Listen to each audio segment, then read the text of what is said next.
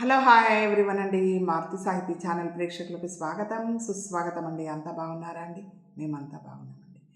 జీవితమే ఓ ఢమాల్ నావెల్లో మొత్తము అంత పరిస్థితి తారుమారైపోయింది కదండి నిన్నటి ఎపిసోడ్లో. ఏంటి, శరీరం ఒకళ్ళది, ఆత్మ ఒకళ్ళది అయిపోయింది. శరీరం ఎవరిది? కోమలిది. ఆత్మ ఎవరిది? మోహన్ది. ఈ రెండింటిని బ్యాలెన్స్ చేయడంలో మోహన్ పడే ఇబ్బందులు ఇక ఇప్పటి నుంచి ఉంటాయండి. అది మంచిగా మీకు ఎంటర్టైన్మెంట్ బాగా ఇస్తుంది. ఈ రోజు నుండి మంచిగా మీకు ఎప్పుడు వీలున్నప్పుడు అప్పుడు చూసి రిలాక్స్ అవ్వండి. తలుపులు దబదబా శబ్దం అయ్యేసరికి కోమలికి మెలకువ వచ్చేసింది. చేతి వాచ్ వంక చూసింది. 7 గంటలయ్యింది. ఇంత తెల్లారి ఎవరబ్బా వచ్చారు అనుకుందామే. తలుపు మీద మళ్ళీ దబదబా బాదారెవరో. ఎవరూ మంచం మీద నుండే బద్ధకంగా అడిగింది. నేనే సమాధానం చెప్పింది ఒక ఆడకంఠం. హాయ్, ఎవరో అమ్మాయి అనుకుంటూ హుషారుగా మంచం మీద నుండి ఒక్క దూకు దూకి తలుపు దగ్గరికి పరుగు తీసి గడియ తీసింది ఆమె. గుమ్మం అవతల సరోజ చేతిలో సూట్ కేసుతో నిల్చుని ఉంది. ఆమె సరోజ వంక కూసింత ప్రశ్నార్థకంగా మరి కూసింత ఆనందంగా చూసింది.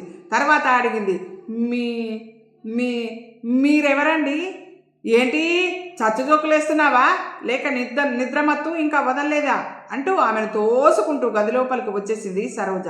సరోజ స్పర్శతో కోమలి శరీరంలోని నరాలు జివ్వుమని లాగాయి. ఎందుకలా లాగాయి? మరి ప్రస్తుతం ఆమె శరీరంలో ఉన్నది మోహనాత్మ కదా. కోమలికి ఒక్క పెట్టిన హుషారు వచ్చేసింది. విజిలి ఊదుతూ గది మధ్యలోకి వచ్చింది. అప్పుడే గదిమూల నేల మీద సూట్ కేసుని పెట్టిన సరోజ వెనక్కి తిరిగి కోమలి వంక వింతగా చూసింది.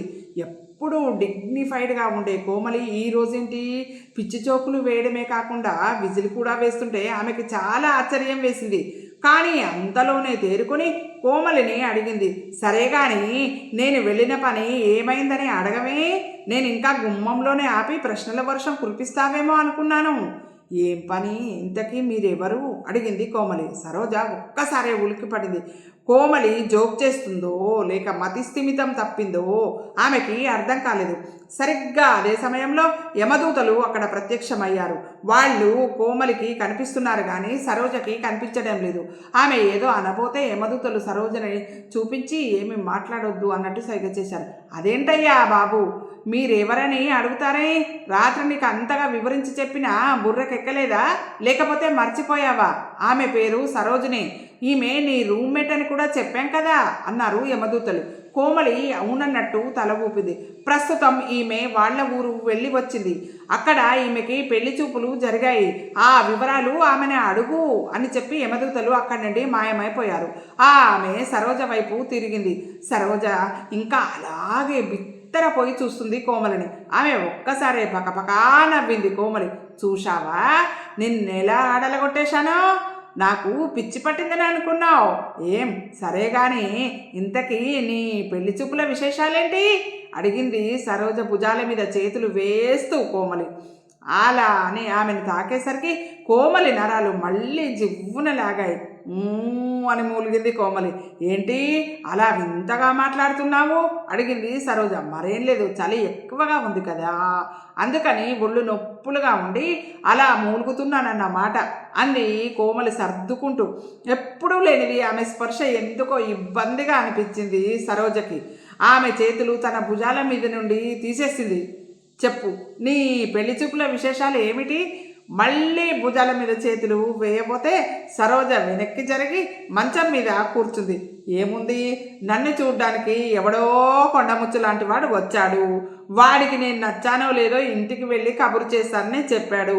అక్కర్లేదు, నేను ఇప్పుడే చెప్పేస్తానని, నువ్వు నాకు నచ్చలేదని నేనే తేల్చి పారేశాను అని కుండ బద్దలు కొట్టినట్టు విషయం చెప్పానని చెప్పింది కోమలికి సరోజ. నేను అలా చెప్పినందుకు మా వాళ్లతో నాకు పెద్ద దెబ్బలాటనే జరిగిందనుకో, అది వేరే విషయం అని పకపకా నవ్వింది సరోజ. నాకు మాత్రం నువ్వు బాగా నచ్చావు అంది కోమలి. సరోజ ఆమె వంక బిత్తరపోయి చూసింది.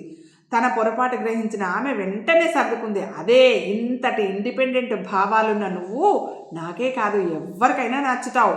సరేగానే గది తలుపులేంటి అలా బార్లా చాపి ఉంచావు? తలుపులు గడియ వేసిరా అంది సరోజ. నేను మరో అమ్మాయి, లోపల నుండి గడియ వేసుకొని ఒకే గదిలో అనుకుంటూ హుషారుగా వెళ్ళి గది తలుపులు గడియ వేసి వెనక్కి తిరిగిన ఆమె అచేతనంగా ఉండిపోయింది. ఆమె కళ్ళు పూర్తిగా విచ్చుకున్నాయి. ఆమె కళ్ళల్లో ఆనందం, ఆశ్చర్యం, అద్భుతం, నమ్మలేని నిజం, అన్ని రకరకాల భావాలు కదులుతున్నాయి. కారణం, సరోజ అప్పుడే బట్టలు మార్చుకుంటుంది. అబ్బా, విధవ బస్సు ప్రయాణం, విధవ బస్సు ప్రయాణం ఒళ్ళంతా హూనమైంది. స్నానం చేస్తే తప్ప బడలిక తీరదు బాబు, తనలో తను అనుకుంటున్నట్టుగా అంది సరోజ ఆమె మొహం చూడలేదు. చూసి ఉంటే ఆమె మొహంలోని ఎక్స్ప్రెషన్స్కు ఠారెత్తిపోయేది. ఆమె కనుగుడ్లు బయటికి వచ్చేసి నేల మీద పడిపోయేంతగా చూస్తున్నది. సరోజ ఇటు పక్కకు తిరిగి బట్టలు మార్చుకుంటుంటే ఇటు తిరగరాదు అని అనుకుంది కోమలిలో ఉన్న మోహనాత్మ. ఆమె శరీరంలోని రక్తం మరగసాగింది. మెల్లగా సరోజ వైపు అడుగులు వేసింది. ఒక్కొక్క అడుగు వేస్తూ సరోజ సమీపించే కొద్దీ ఆమె బీపీ పెరగడం మొదలైంది. ఆమె కాళ్ళు వణుకుతున్నాయి, అడుగులు తడబడుతున్నాయి. సరోజకు దగ్గరగా వచ్చేసింది ఆమె. సరోజ నడుం మీద పడ్డ మెత్తని చిన్న మడత ఆమెలో కోరికలను ఎగదోసింది. చటుక్కున వెనక నుండి సరోజ నడుముని 2 చేతులతో చుట్టేసింది ఆమె. ఏంటి కోమలి పిచ్చి చేష్టలు అంటూ వెనక్కి తిరిగిన సరోజ కొయ్యబారిపోయింది.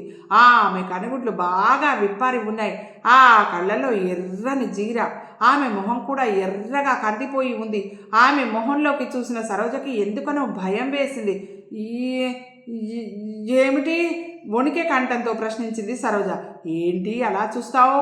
నీ అందాలు నన్ను పిచ్చివాణ్ణి చేసేస్తున్నాయి అందామె సరోజని దగ్గరకు తీసుకుంటూ. సరోజ కెవ్వమని అరుస్తూ ఆమెని 2 చేతులతో దూరంగా తోసేసింది. ఏంటి నువ్వు హఠాత్తుగా మొగాడిలా ప్రవర్తిస్తున్నావేంటి అంది. అప్పుడు ఆమె శరీరంలోని మోహనాత్మకి తెలిసొచ్చింది తను చేసిన పొరపాటు ఏంటో. అంటే అదే, మరేమో నేను మొగాడినేనన్నమాట, మరేమో ప్రస్తుతం నేను ఆడదానన్నమాట, నిజానికైతే నేను మొగాడినన్నమాట అని తడబడుతూ అంటుంది కోమలి. ఏంటో నీ మాటలు, నీ ప్రవర్తన అంతా నాకు వింతగా అనిపిస్తుంది కోమలి. నువ్వు మెంటల్గా చాలా డిస్టర్బ్ అయినట్టున్నావు. నేను ఊర్లో లేనప్పుడు ఒంటరిగా గదిలో పడుకొని చాలా భయపడ్డట్టున్నావు. అబ్బే అదేం లేదు. నువ్వు సైక్రియాటిస్ట్ ఎవరైనా ఉంటే వాళ్ళను వెళ్ళి కలువు అంది సరోజ అన్న మాటలకి ఆమె రెస్పాన్స్ ఏమీ ఇవ్వలేదు. ఆమె చూపులన్నీ సరోజ వైపే ఉన్నాయి. ఆ చూపులకి సరోజకు ఒక్కసారి గుండెల్లో భయం పుట్టింది. నేను స్నానానికి వెళ్తాను బాబు అంటూ కంగారుగా బాత్రూంలోకి వెళ్ళి తలుపేసుకుంది. ఆమె బాధగా నిట్టూర్చింది. తను ఇంకాసేపు ఇక్కడే ఉంటే బాగుండు అనిపించింది కోమలికి. కానీ తన కోరిక తీరకుండానే సరోజ వెళ్ళిపోయిందేంటి అనుకుంది. బాత్రూమ్ లోపల ఉండి గడియ వేసుకున్న సరోజ కాసేపు తలుపు దగ్గర అలాగే అచేతనంగా నిలబడిపోయింది. కోమలికి ఏమైంది? ఎందుకలా ప్రవర్తిస్తుంది? ఆమె చూపులు ఏంటి తినేసేలాగా ఉన్నాయి? ఇంతలోనే ఇంత మార్పు ఏంటి? ఆమె చూపుల్లో వింత కోరికలతో బుసకొడుతున్న ఓ మగాడు కనిపిస్తున్నాడేంటి? ఎందుకిలా? కోమలికి పిచ్చెక్కిందా? లేకపోతే ఏ కామిని పిశాచినో ఆవహించిందా? కామిని పిశాచి ఆవహిస్తే కోమలి మగాళ్లతో అలా ప్రవర్తిస్తుంది కానీ అమ్మాయినైనా నాతో ఇలా ప్రవర్తిస్తుందేంటి అనుకుంది. ఇలా రకరకాలుగా సరోజ ఆలోచనలు సాగుతున్నాయి. కోమలి గురించి ఆలోచిస్తే ఒక పట్టాన ఆలోచనలు తెగవని ఆమెకి అనిపించింది. అందుకే తన ఆలోచనలు అక్కడితో ఆపి స్నానం చేయడం మొదలుపెట్టింది. 5 నిమిషాలు గడిచాయి. స్నానం చేస్తున్న సరోజకి ఎందుకో అనిపించింది ఎవరో తనను గమనిస్తున్నారు అని. దడదడలాడే గుండెతో బాత్రూమ్ తలుపు దగ్గరికి మెల్లగా వెళ్ళి తలుపుకున్న కీహోల్ నుంచి తొంగి చూసింది. ఆమెకి కీహోల్ దగ్గరగా మోకాళ్ళ మీద ఉన్న కోమలి కనిపించింది. సరోజ కెవ్వున అరిచి హ్యాంగర్కి ఉన్న టవల్ తీసి ఒంటి చుట్టూ చుట్టుకుంది. కోమలి వేగంగా బస్టాండ్ వైపు అడుగులు వేయసాగింది. ఆమె నడకలోని వేగానికి, నడిచే తీరుకి దారిన పోయే వారంతా ఆమె వంక వింతగా చూస్తున్నారు. ఎందుకంటే ఆకారమేమో అమ్మాయి, నడకనేమో మగవాడి నడక కాబట్టి వింతగానే చూస్తారు కదా, అందులో వింతేం లేదు కదా. అంతకు 2 నిమిషాల క్రితము ఆమె ఆఫీస్కు బయలుదేరే ముందు సరోజని తన బుగ్గ మీద ముద్దు పెట్టమని ఆఫీస్కు పంపించమని అడిగింది ఆమె. ఇదేం పిచ్చి కోరిక? నువ్వు భర్తవి, నేనేదో భార్యనైనట్టు. No no no no no no no no తల అడ్డంగా ఊపింది సరోజ. నువ్వు నా బుగ్గ మీద పప్పు ఇస్తే తప్ప నేను కదలను మొండిగా అంది కోమలి. నీకేం పిచ్చి పట్టిందిరా దేవుడా, నేను ఊరికి వెళ్ళి వచ్చేసరికి ఇలాగైపోయావు. నేను ఊరికి వెళ్ళకుండా ఉన్నా బాగుండేది తలకాయ పట్టుకుంది సరోజ.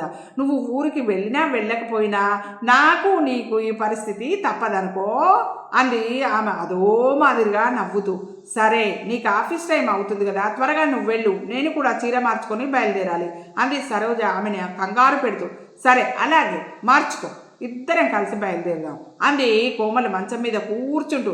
ఓరి భగవంతుడా, ఇప్పుడు నేను చీర మార్చుకుంటుంటే అది చూసే చూపుల్ని నేనెట్లా భరించాలిరా దేవుడా, బాధతో మనసులోనే అనుకుంది సరోజ. సరే, నేను పప్పు ఇస్తాను బాధగాను మనసులో అనుకుంది సరోజ. సరే, నేను పప్పు ఇస్తాను కానీ నువ్వు ఆఫీస్కి వెళ్ళు అంది ఆమెతో. ఆ చూపుల కంటే ఇదేనేం అనుకుంది సరోజ. వద్దులే, నువ్వు చీర మార్చుకున్నాక ఇద్దరం కలిసి వెళ్దాం అంది కోమలి. నేను కాస్త ఆలస్యంగా వెళ్తాను, ఇప్పుడే ఊరు నుండి వచ్చానుగా, బడలికగా ఉంది, అరగంట నడుం వాల్చి వెళ్తాను. నేను మొన్ననే మా బాస్ దగ్గర పర్మిషను తీసుకున్నా, కాస్త ఆలస్యంగా వస్తాను. అబద్ధం ఆడింది సరోజ. అబద్ధం ఆడక తప్పలేదు సరోజకి.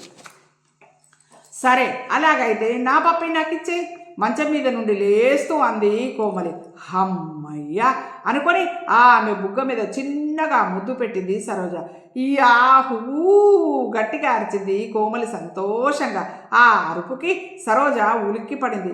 మరి ఈ బుగ్గ మీద రెండో బుగ్గ చూపించింది ఆమె. అలా యాహూ అని అరవనంటే ఇస్తాను భయంగా అంది సరోజ. నేనిప్పుడు అరిచానా ఆశ్చర్యంగా అడిగింది ఆమె. తను అరిచినట్టు ఆమెకే తెలియదు. సరే అరవనులే, మరో పప్పు ఇచ్చేయి మొహాన్ని మరింత ముందుకు పెడుతూ అంది ఆమె. ఎందుకైనా మంచిది, త్వరగా బుగ్గ మీద ముద్దు పెట్టి పంపించేయడం మంచిది, లేకపోతే పెదాల మీద పెట్టమని ఇంకా ఏ రచ్చ చేస్తుందో అనుకుంది. ఇలా అనుకుని ఆమె రెండో బుగ్గ మీద కూడా ముద్దు పెట్టి భుజాల మీద చెయ్యి పెట్టి గదిలోంచి బయటికి తోసి టాటా చెప్పింది సరోజ. ముద్దు ప్రహసనం గుర్తుకు తెచ్చుకున్న కోమలికి హుషారు పుట్టి విజిలేసింది. ఆ దారిన వెళ్తున్న ఇద్దరు మహిళలు, మరో నలుగురు మగాళ్ళు హతాశులై కోమలి వంక చూశారు. వాళ్ళెందుకు అలా చూశారో మొదట అర్థం కాకపోయినా తర్వాత ప్రస్తుతం తను ఆడపిల్లనని అలా విజిలేయకూడదని గుర్తొచ్చి నాలుక కొరుక్కుంది కోమలి. కానీ ఆ భావం ఆమెలో ఎంతసేపు ఉండలేదు. 4 అడుగులు వేసేసరికి తను ఆడపిల్లలని మళ్ళీ మర్చిపోయింది. కాదు ఆమెలోని మోహనాత్మ మర్చిపోయింది కోమలి కాదు, కోమలిలో ఉన్న మోహనాత్మ మర్చిపోయి ఏం చేసింది, ఆమె 4 అడుగులు వేసేసరికి ఓ కాలేజీ అమ్మాయి ఎదురైంది. అంతే, గాబా అడుగులు వేస్తూ ఆ అమ్మాయికి డ్యాష్ కొట్టి ముందుకు వెళ్ళిపోయింది. ఊహించని సంఘటనకి ఆ అమ్మాయి బిత్తరపోయింది. కానీ తనను డాష్ కొట్టింది మరో అమ్మాయే కదా, కాబట్టి అంతగా బాధపడాల్సిన అవసరం లేదనుకుంది. కానీ తనను డాష్ కొట్టింది ఎవరా అని వెనక్కి తిరిగి చూసింది. సరిగ్గా అదే సమయానికి కోమలి వెనక్కి చూసి ఆ అమ్మాయిని చూస్తూ చిలిపిగా కన్ను కొట్టింది. ఇందాక సంగతి ఏమో కానీ ఆ కాలేజీ అమ్మాయి ఇప్పుడు నిజంగా బిత్తరపోయింది. ఆ అమ్మాయి బిత్తరపోవడం చూసిన కోమలి నడవడం ఆపి నిల్చుంది. ఆ దెబ్బకి ఆ అమ్మాయి ఠారెత్తి కంగారుగా తడబడే అడుగులతో ముందుకెళ్ళిపోయింది, పరుగులాంటి నడకతో. కోమలి పకపకా నవ్వింది. ఆ క్షణంలో రోడ్డు మీద వెళ్తున్న వాళ్ళు ఆగిపోయి ఆమె వంక వింతగా చూశారు. కారులో పోతున్న ఓ షోకిల్లా సడన్గా బ్రేక్ వేసి కారు ఆపి ఆమె వంక చూసి కన్ను కొట్టాడు. తను చేసిన పనికి మెచ్చుకుంటూ తను కన్ను కొడుతున్నాడు అనుకున్నది ఆమె. మళ్ళీ తిరిగి కన్ను కొట్టి ఆ దెబ్బకు ఆ షోకిల హాయ్ అంటూ స్టీరింగ్ మీద వాలిపోయాడు. ఆ కారు వెనకాల మరో కారు, దాని వెనకాల లారీ, ఆ లారీ వెనకాల డబుల్ డెక్కర్ బస్సు, దాని వెనకాల మరోటి ఇలా అన్నీ ఆగిపోయి ట్రాఫిక్ జామ్ అయిపోయింది. జనం మెల్లమెల్లగా మూగసాగారు. హఠాత్తుగా ఆమెలో చలనం కలిగింది. తను చేసిన తప్పు గ్రహించి సీరియస్గా మొహం పెట్టి అక్కడి నుండి వేగంగా నడుచుకుంటూ వెళ్ళిపోయింది. ఆ ప్రదేశంలోని జనం మొత్తం ఒక్కసారిగా నిట్టూర్చడంతో హోరుమని తుఫాన్లు శబ్దం వచ్చింది. కోమలి అక్కడి నుండి వెళ్ళిపోయినా ఆమెని మాత్రం వదలకుండా 3-4 మొగాళ్ళు ఫాలో అయ్యారు. మరి నడి రోడ్లో ఓ మొగాడికి కన్ను కొట్టే అమ్మాయిని ఎవ్వరు వదిలిపెడతారు? పాపం ఆ షోకిలా కూడా కోమలిని ఫాలో అవుదామని అనుకున్నాడు. కారుని రోడ్డుకు పక్కగా పార్కు చేసి, కానీ అతను ట్రాఫిక్ జామ్లో ఇరుక్కుపోయాడు. ఆమె తన బస్ స్టాప్ చేరుకుంది. ఆమె అక్కడకు చేరుకోగానే తను ఎక్కాల్సిన బస్సు వచ్చింది. కోమలి మగాళ్ళు ఎక్కే వెనుక డోర్ నుండి బస్సు ఎక్కింది. ఎందుకంటే సహజంగా మోహనాత్మకత కాబట్టి మగాళ్ళు ఎక్కే డోర్ నుండి బస్సు ఎక్కింది. వాళ్ళందరినీ రాసుకుంటూ వాళ్ళని తోసుకుంటూ ఒక్కసారిగా ఆ మగాళ్ళంతా అహహహా ఓహో ఉస్సు ఆ ఈ అని ఆనందంగా పరవశంగా వాళ్ళు అరుస్తున్నారు. అంతా ఒక్కసారిగా అలా అనేసరికి ఆ ప్రదేశం అంతా కోలాహలంగా మారిపోయింది. బస్ ఎక్కిన కోమలి జనాన్ని ఛేదించుకుంటూ ముందుకు పోయి ఆడవాళ్ళు నిలబడే చోట సెటిల్ అయిపోయింది. ఆమెని ఫాలో అవుతూ వచ్చిన నలుగురు మొగాళ్ళు కూడా జనం పాదాలు తొక్కుకుంటూ తోసుకుంటూ ముందుకెళ్ళి కోమలి వెనకాల నిల్చున్నారు. బస్సు వెళ్తూ ఉంటే ఆ కుదుపులకి బస్సులో నిల్చున్న జనం మెల్లగా తూలుతున్నారు తాగిన వాళ్ళలాగా. ఆడాళ్ళ పక్కన నిల్చున్న వాళ్ళైతే మరీ ఊగిపోతున్నారు పాపం. కోమలి కూడా చిన్న కుదుపుకే అతిగా ఊగుతూ తన ముందు నిల్చుని ఉన్న ఆడాళ్ళ మీద పడసాగింది. వాళ్ళు ఒకసారి వెనక్కి తిరిగి చూసి మళ్ళీ ముందుకు తిరిగారు.